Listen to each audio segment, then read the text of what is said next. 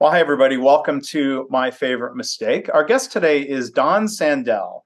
He's the founder of his company, GoPositiv. It's without an E at the end, if you're looking for it online or on their website. Don has been leading talent development efforts for large and small organizations over the past few decades.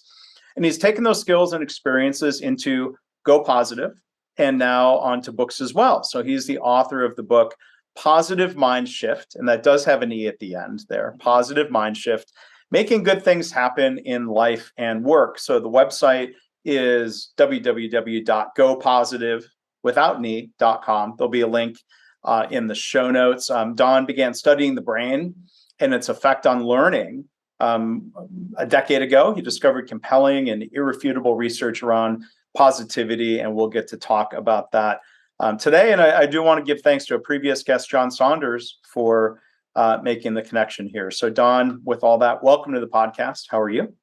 Wonderful, Mark. How are you? I'm doing well. Positively happy to have you here today. Something tells me that word's going to come up a couple of times during our conversation. I'm positive that it will, but I may have made the mistake of, I'll mention it again if I already did mention. The website is, again, www.gopositiv.com, not to belabor that point. But we're going to talk about Don's work and his book and positivity as a concept related to thinking about mistakes and improvement. But as we always do here, Don, I'm going to ask you the key question. You know, the different things you've done, the different companies you've worked for. What would you say is your favorite mistake?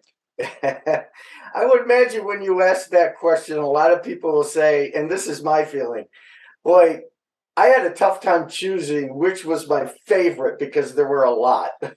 That most everybody says that, at least half of the guests. You're right. So you had a chance to give it. That's why I don't spring the question on you. You get to think about it. Yeah. No, I love the question. I just love the question. So here's my favorite mistake. Years and years ago, I was running leadership development for a large global company, 20 plus billion global. And I ran leadership development and I reported to the CHRO. Mm-hmm. Now, she was very bright, very capable woman, got things done for sure. But she and I had very antithetical 180-degree different approach to leadership. Mm. Wow. And during one of our conversations, when she was clearly exasperated with me, she said, Don, next week we have our global HR meeting and everybody's going to be in town. I want you to share your leadership philosophy with the global HR team. Mm-hmm. A no-win situation, Mark. Knowing that it would be different than what she would say when asked to describe a leadership philosophy. So 180 degree. So how'd you handle this? So the day that I was to present, we passed each other in the hallway. And she scowled at me and she said, well, today's your big day. Don't blow it. And she got into my head and mm-hmm. I was overcome. I was consumed by this immutable and uncharacteristic sense of self-doubt. Mm. Right. So that afternoon when I delivered my presentation, Mark, it was probably the worst presentation I ever delivered. And why do you say that? Like what happened or what didn't happen? You were just off your game, right? You know what? She got into my head and, and I do not blame her. That is not on her. That was on me. It was my self-talk. It was this self-doubt that I was overcome by. And of course, when that's your mindset, and you have to deliver a presentation, it's no different than anything else that we do. What you put into the computer is what you get out of the computer. I had a negative mindset, I produced negative outcomes, and that is what occurred.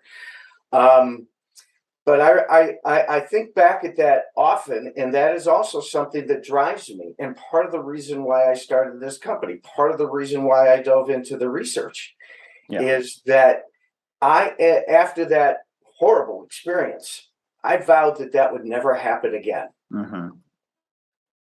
Did you get feedback from, I mean, did people in the audience think it was a terrible presentation, or was that just your perception? You know how people are.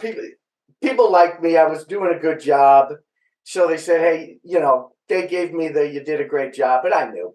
I knew that it was not my best performance, and it had everything to do with my mindset. It had everything to do with my self-talk, and none of them were healthy. And again, that is exactly what underlines what I do, is that with a positive mind shift, we are different. In fact, we're physically different. Our physiology changes. Our brains change, our guts change, our neurons change, our chemicals change, our blood changes, our tissue even changes when we have a positive mindset, which is why it is such a powerful concept and why I just love sharing it with people. So if I hear you when you say you're not blaming her, but she sort of planted this seed. The seed, I guess when you plant, I don't know anything about growing stuff. When you plant a seed, it might take or not, and it sounded like, some self-doubt grew pretty quickly. I mean, can you give an example before we talk about sort of research and the process for figuring this out?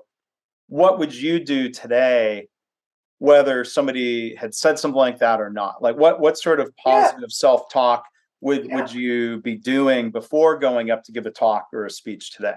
Absolutely. Superb question, because here's the difference, because these types of things happen to us all the time. Yeah. Right? And it really is knowing that external events should not drive us. It's really what we say to ourselves and what we think about ourselves and what our mindset is, what our approach is, what our attitude is.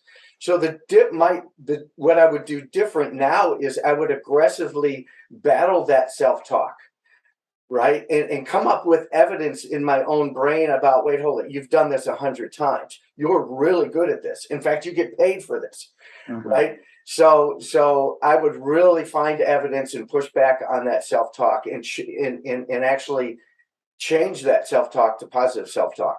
But you know what? I was overcome by it. I was emotional. And here's the other thing, is that's very, very natural. Having a negative mindset, no matter how positive you are, anybody in this audience, you, me, no matter how positive you are, you have a negativity bias. We all do, right? That's genetics, that's evolution, that's bad habits, that's a life of having this negativity bias.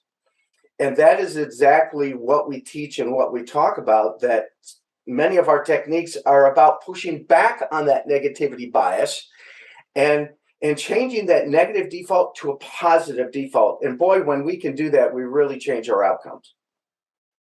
So does this process start with trying to at least recognize when negative self-talk is there?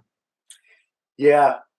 We have an ability that the animals don't have, but we have it as human beings, and it's called metacognition.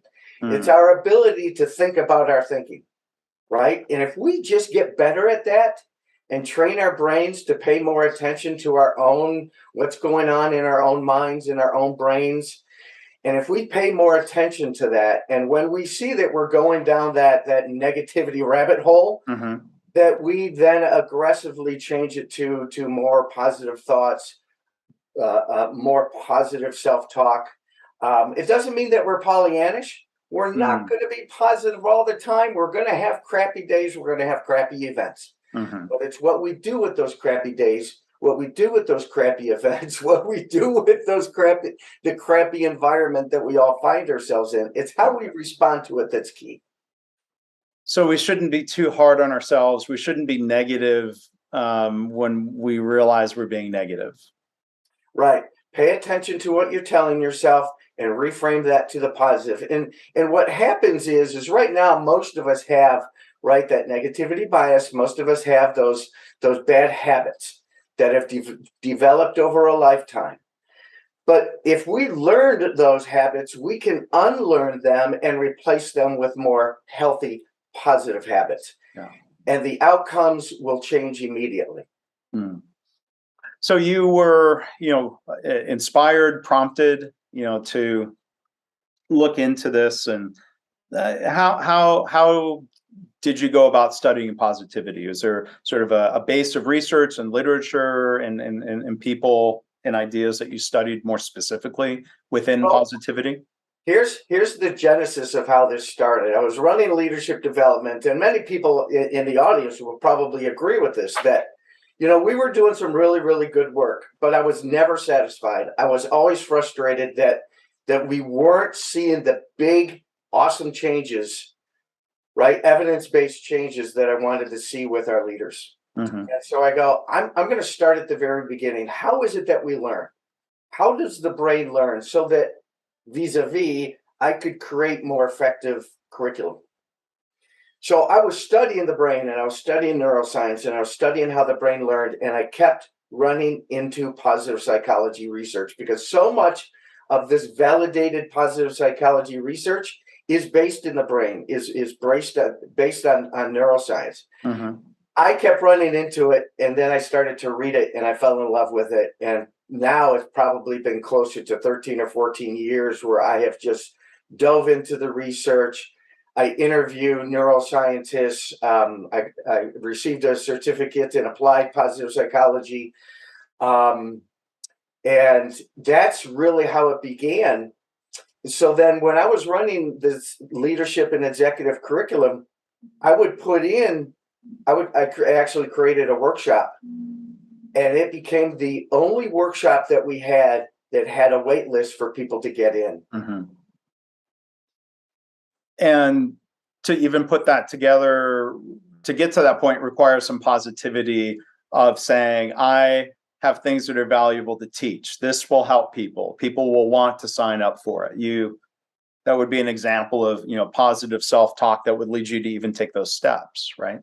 Absolutely. And it was really important to me when I work with people one-on-one, when I work with teams, when I work with leaders, that they understand that this is more than just a social virtue, Mark, more than just a nice thing to do. We've all heard this throughout our lives. If we played sports or were we academic or whatever our endeavors were, we've always heard this kind of, be positive, go positive concept. Yeah. But when I root it in the neuroscience, when I root it in the data, when I root it in the concept that our brains are literally different when they're positive versus when they're negative, mm-hmm. that's when the doubters and the skeptics will pause and go, wait, hold it. So this isn't just a social virtue. This isn't just a nice thing to do. That our physiology literally changes, which enables the positive outcomes. That's where people go, okay, now I really get it. Yeah. And so from that research, your book, and again, Don's book is titled Positive Mindshift, Making Good Things Happen in Life and Work. I'm guessing this is written to be in layman's terms for Here's the book, as I refer to it often. It absolutely is in layman's terms. One of the things that I learned as a new author, working very closely with my publisher, who was great, and my editors, as much as I wanted to dive into the neuroscience, and believe me, that's in the book, there's also a lot of stories where I would interview people who've overcome tragedy and turned it into triumph. People who've had cancer and really only had months or at most years to live, and they overcame those things, and now are leading these healthy lives of conviction and well-being. So it is a book that has the neuroscience as its basis, but it's also full of stories about redemption and recovery and resilience. Yeah. Yeah. And John Saunders, who, again, I mentioned, introduced us, he's your publisher. He was the guest here in episode 146 for people who want to go back and hear John's favorite mistake. That favorite mistake, I'm sure, was not publishing your book, Don. I'd like to think not, or he wouldn't have recommended me to you. Right. But you mentioned the impact on physiology. that positive thinking has. You mentioned people who are battling cancer or other ailments. Is there research that shows, I mean, does a positive mindset make a difference in someone's recovery from something like cancer? Yeah, yeah. I have a story in the book about my neighbor, Big Jim. And this is an anecdotal story, but it's supported by plenty of kind of irrefutable and duplicated research. Big Jim had stage 4 throat cancer. He was an ex-cop. I hadn't seen him in a while, and I stopped over to visit him, and he looked sick. I said, "Jim, how you doing?" And he opened up, and he had this scratchy voice, and his skin was discolored, and Right. he said, "I'm battling stage 4 throat cancer, and the reason that you're not seeing me is I'm spending almost every day driving back and forth to his oncologist and getting treatments, chemo, radiation." So I hadn't seen him for a couple of months, and then I saw him again. Similar situation. We saw each other in the driveway. Walked over, and he looked better. He looked like Big Jim again. Yeah. "Jim, how are you doing?" He says, "Man, I am happy to report, according to my oncologist, I have beat this thing. There's no evidence of cancer at all."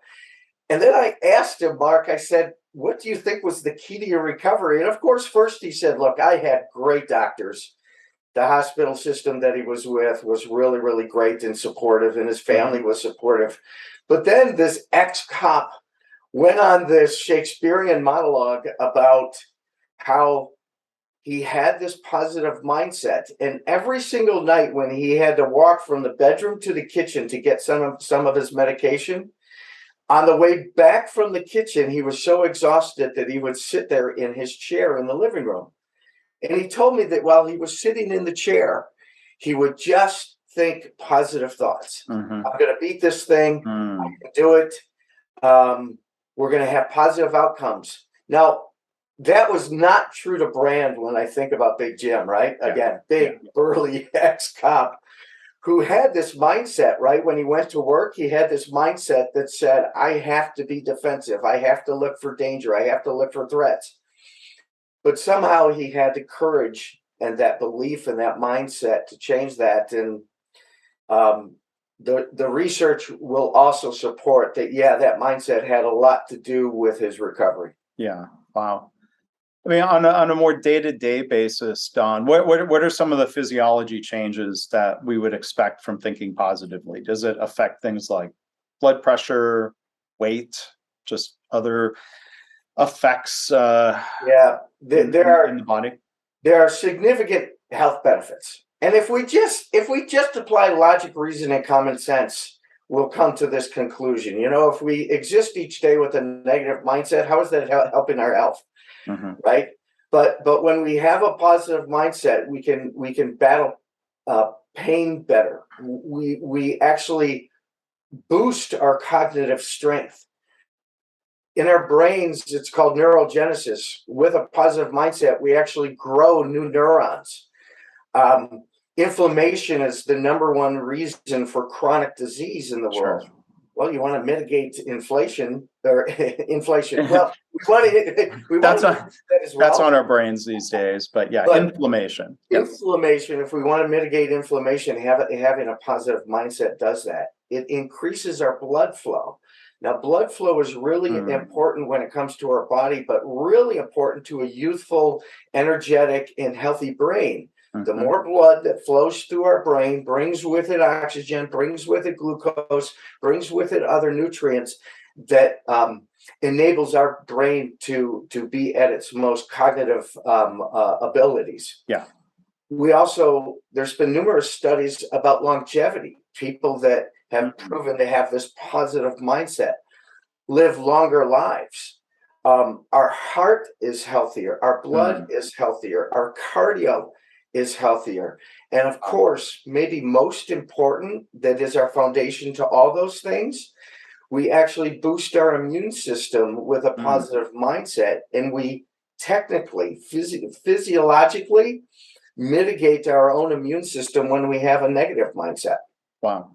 So if all the other benefits Yeah. don't motivate you to kind of shift to a positive mindset, if you just think about the health benefits, you'll see those payoffs right away. Yeah. And you remind me of, I've had at least one other person on the podcast who has studied positive psychology. And there's another kind of branch of counseling that I've been exposed to from working in healthcare, an approach that's used with different types of patients, or we could apply.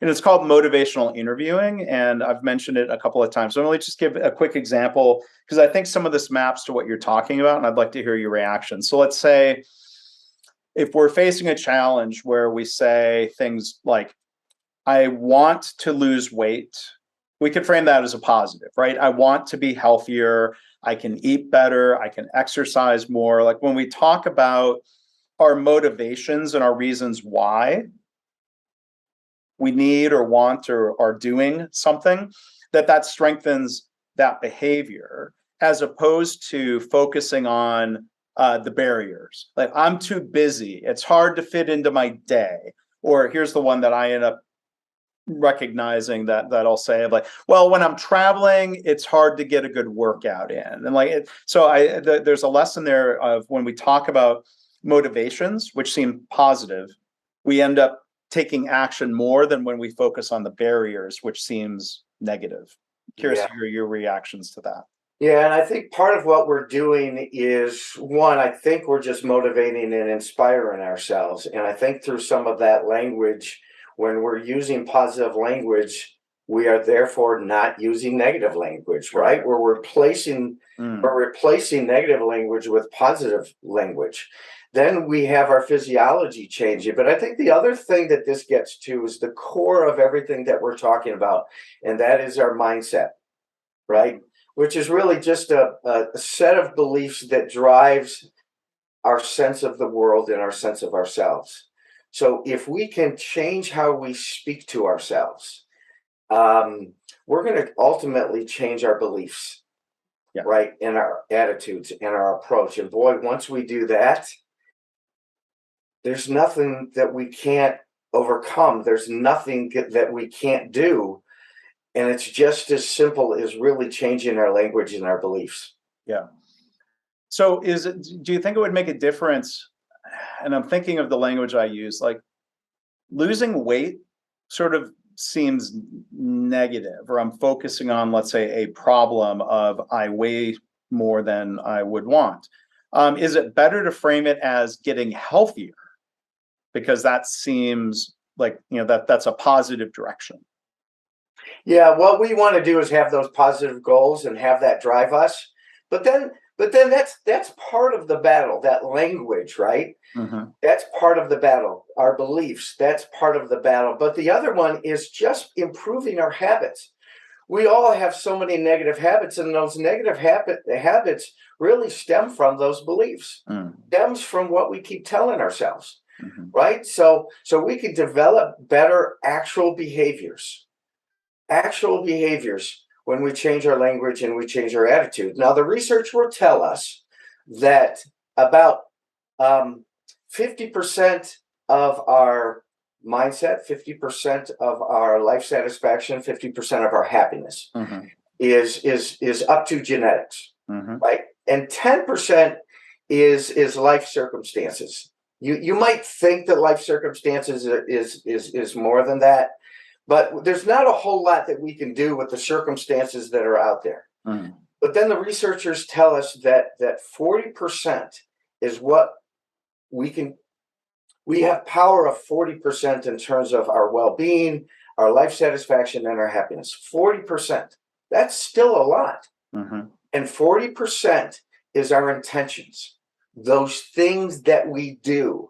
So getting back to your point, it really is about those things that we do, the things that we tell ourselves, and the habits, right? And all we've got to do is change those negative thought processes, move them to positive thought processes, which will change our physiology and change our behavior.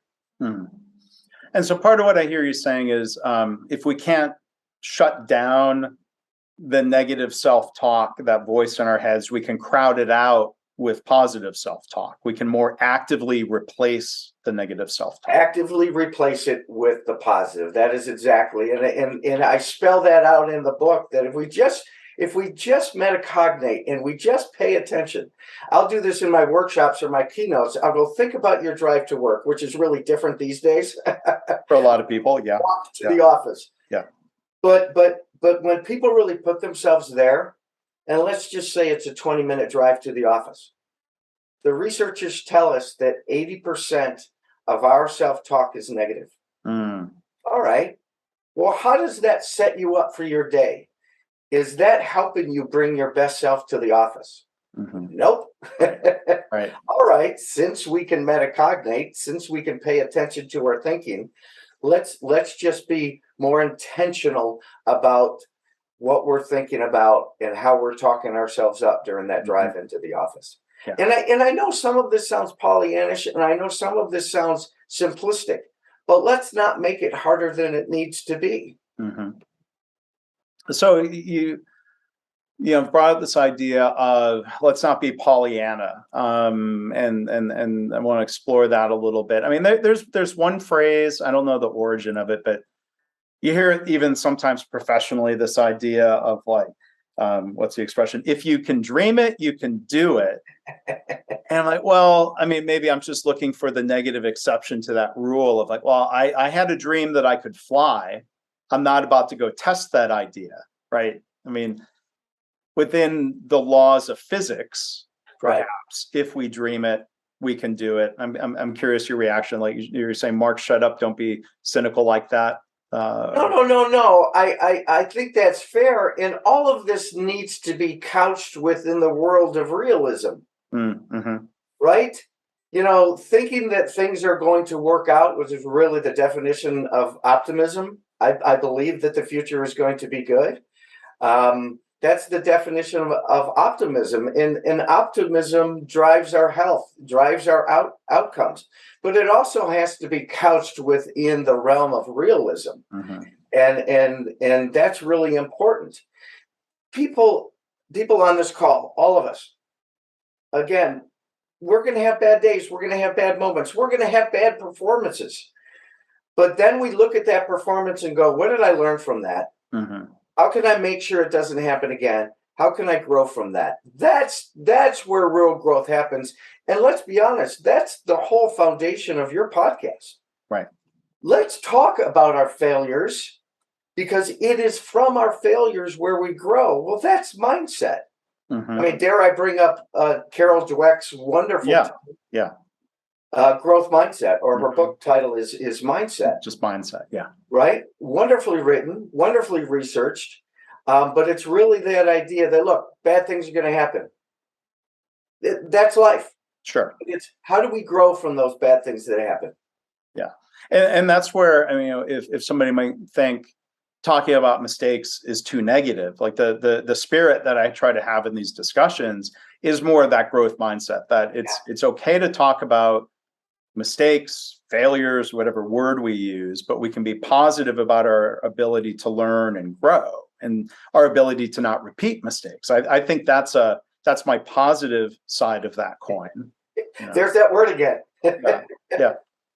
Yeah. Again, these things are going to happen. That's life. But it's really, there's this wonderful phrase that I've adapted, and it's from a Stoic philosopher. And he said something to the effect, it's not what happens to you, but my change is it's not what happens to you, but what you tell yourself about what happens to yours.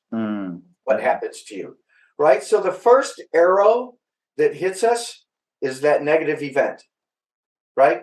So my CHRO was that negative event. That was the first arrow. But let's be honest, the second arrow was me, was what I told myself, and how I changed my belief system, and how I adopted this negative mindset going into the presentation. So sure, there's the first arrow of the negative event, but the second arrow is what we do to ourselves.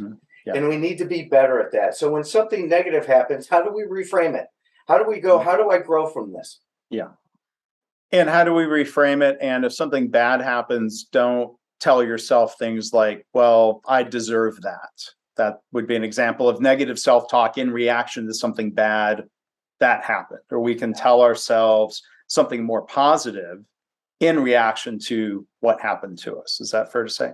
Yeah, I have now in the book, after every chapter, I have a related research-based activity. And one of my activities is the idea of reframing. Mm-hmm. And we all need to get better at that. But if we start to do it, our nervous system takes over and we get better at it and it becomes more natural. But reframing is just this. It's the ABCs of reframing. A is the activating event. Something negative happens.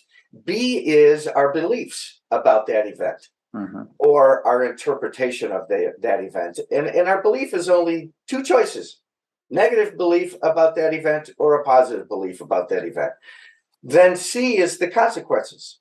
And if we have a negative belief about that event, the consequences are going to be negative. But if we have a positive belief about that event, the consequences are going to be positive. Let me give you a quick example. Mm-hmm. Years and years ago, I was part of an executive team that 50% of the executive team, 2 weeks before Christmas, got laid off, got fired. Mm-hmm. Organization wasn't doing well. A lot of the heavyweight, they let go 2 weeks before Christmas. Mm-hmm. Now, that's my activating event. Mm-hmm. My belief was, all right, I've got some time off. This is a wonderful time to work on my networking, work on my resume, sending out the cover letters, all that stuff that you do.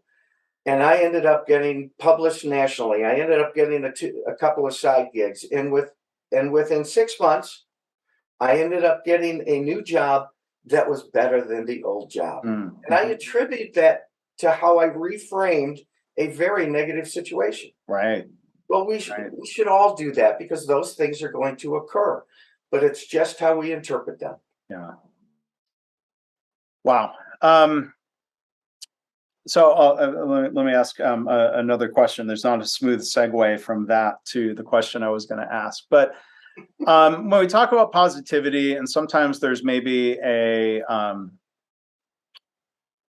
backlash isn't the strong enough word, but there are some people who complain about something they'll frame as quote unquote toxic positivity. I'm wondering if you've heard that phrase, what that means to you. Is that really something to be concerned about, or is that just negativity?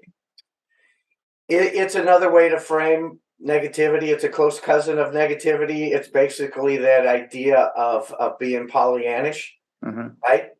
Right. We still have to couch this in the realm of realism. Yeah. But I would rather somebody be too positive than too negative. Yeah. That the positivity to you wouldn't become toxic. It's in fact helpful to our brains, our bodies. Yeah. And let's talk about that for a second. And I won't get too wonky with this, Mark. But when we have a negative mindset, and remember the focus of the brain, the primary function of our brain is our survival, not our life satisfaction. Unfortunately. Yeah. So when we have that negative mindset and the limbic system is in charge, that's the emotional part of our brain. And we're kind of in that fight, flight, or freeze mode. Right. We limit the power of our brains. When we're in that limbic system, when we're in fight, flight, or freeze, we're literally limiting the power of our brain. Mm-hmm. We limit our physical abilities, our cognitive abilities, and our social emotional abilities. Our ability to have empathy for others when we have a negative mindset is really shut down, mm-hmm. right? Because we don't have the full capacity of our brain. Sure. It's hard to be a good listener. It's hard to build authentic relationships. But when we do shift to that positive mindset, we have the full capacity of our brain. So mm-hmm. we have our full physical abilities, cognitive abilities, and our full social emotional abilities. So it's much easier to have empathy for other people, mm-hmm. much easier to be a good listener, and much easier to build those authentic relationships. Yeah. So there's just that huge physiological component of this that hopefully for the naysayers and the skeptics, they'll go, wait, hold it. So I physically change when I have that positive mindset. All right, I'm willing to give this a shot. Yeah, right. what's the harm in trying? Even if, yeah, it seems like a struggle. It seems like a good thing to take on. So, Don, maybe before we wrap up, you talk about the personal benefits. When we think about organizations, I'm not asking you to name names, but of the different organizations where you were in training and development roles, like, do you see connections either from your experience or in research? Are organizations that are culturally more positive, do they tend to be more successful?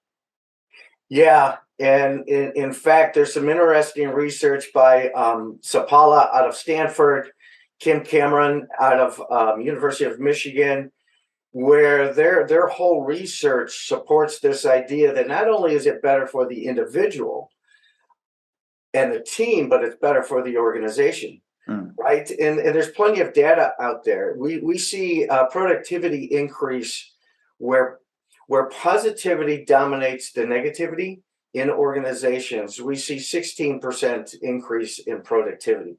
We're 85% more efficient. We're 10 times more energized. We're 10 times more engaged. Yeah. And if you just think about this from a logic perspective, if a positive mindset helps the individual produce positive outcomes, and then we do some teamwork around this, which is one of the things that we really focus on, then we have a team full of positive people that is creating this positive subculture, right? Right. Then that team is going to produce positive outcomes. Well, doesn't that logic, we just, right, make that logical leap to, well, how does that help the organization? I think it's significant. And that makes a lot of sense. You can the exponential effect, the multiplying effect of positive individuals leading to positive teams, leading to positive organizations. Yeah, that makes a lot of sense. One of the quotes that I love to share, especially when I'm speaking to sales groups, that our optimistic salespeople outsell their negative counterparts by 56%. Wow. It's huge. Yeah. That's huge. That is. So that's, I think, a great lesson to end on. Being more positive is something I think, I recognize I can work on, being more positive, being more aware of negative self-doubt, or, I have a bad habit sometimes of jumping to worst case scenario. And I think that can, unfortunately, I think that's a habit that I can work on, and I think would have a lot of really good benefits. Yeah. And doing things like, one of the number one things that we can do to really sustain that long-term positivity is really create positive relationships and really focus on our relationships. Do more acts of kindness. Yeah. Right. That not only helps the broader society, but it also helps us. Do more reframing. Gratitude is the most researched element in terms of interventions for sustained positivity. Reframing, savoring, and hanging out with positive people. And here's one of my favorites that always gets a laugh, but it's one of my favorites. Stop watching the evening news. That's something I stopped doing a couple of years ago.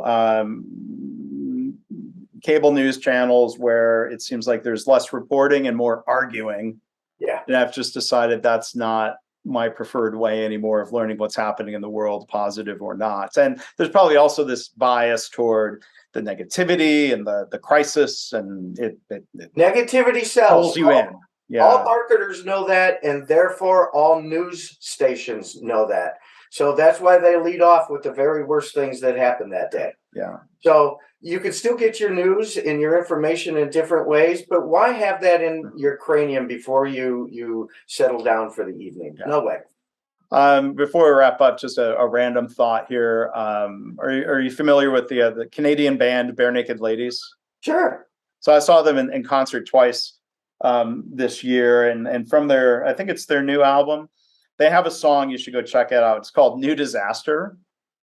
And it's it's in a very Barenaked Ladies way. It sounds like on the surface a very upbeat fast tempo, positive sounding song, but it's all, I think it's, it's a commentary on cable news of like, here comes the new disaster, blah, blah. We'll be, tell you more right after this commercial break. I'm not going to try singing it, but it's an interesting commentary on all of that. So, Don, thank you so much. Our guest again has been Don Sandel. His website is GoPositiv, TIV at the end, GoPositiv.com. The book is Positive Mindset, Making Good Things Happen in Life and Work. So, Don, thank you for sharing your story, for what you've researched, what you've written about. Really a lot of helpful, thought-provoking ideas that you've shared here today. So thank you. Thank you, Mark. I really appreciate being on your podcast. Thanks. You're welcome.